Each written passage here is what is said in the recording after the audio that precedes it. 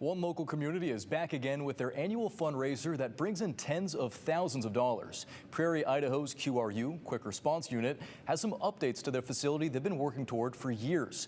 Audrielle Tackett has the details on this. Audrielle? Jude, this is Prairie QRU's 6th annual chili cook-off and auction fundraiser. They've brought it back year after year because of the success it's had, and this year was also a celebration for completing a major milestone with their emergency services building. In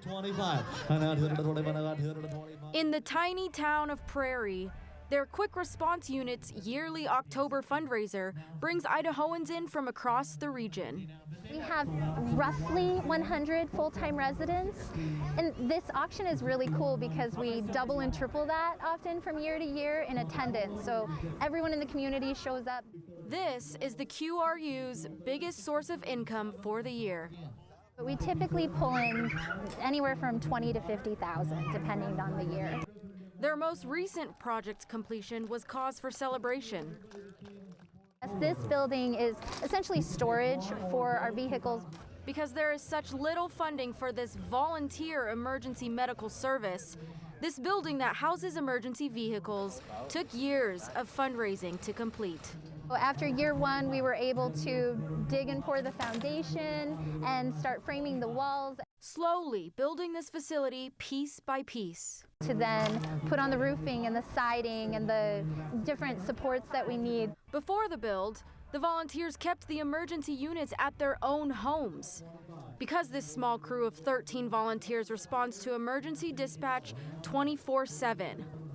We see everything from medical to gunshot wounds to hiking injuries, and so we just have to be ready to come to the call, whatever it is. 365 days a year. Even officials are advocating for the important voluntary work this group does, stressing the need for state funding. If we could get it to where it's an essential service, then it opens up for federal, state funding and helps make it everyone realize that this is a necessity, just like law enforcement, fire departments.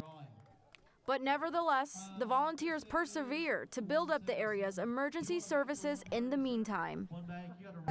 Phase 2 is moving on to our training facility. With hundreds of attendees and year-round fundraising efforts, Prairie QRU has big goals for continuous expansion and believes it's possible with the help of the Prairie community. If there's a need, people will show up. And that's what I think is just so neat about this Prairie community. This building behind us was built largely by our volunteers. So it's just pretty neat that we were able to make this happen by truly being a grassroots community and working together and growing it up. Now, Prairie QRU hopes that Saturday's fundraiser will bring them an equipment room and a bathroom. But most importantly, they stressed that the Prairie community is what makes this QRU so strong. Yeah, EMS not an essential service in Idaho, so you have to give props to those volunteers for stepping up and serving their community. Thank you, Audrielle.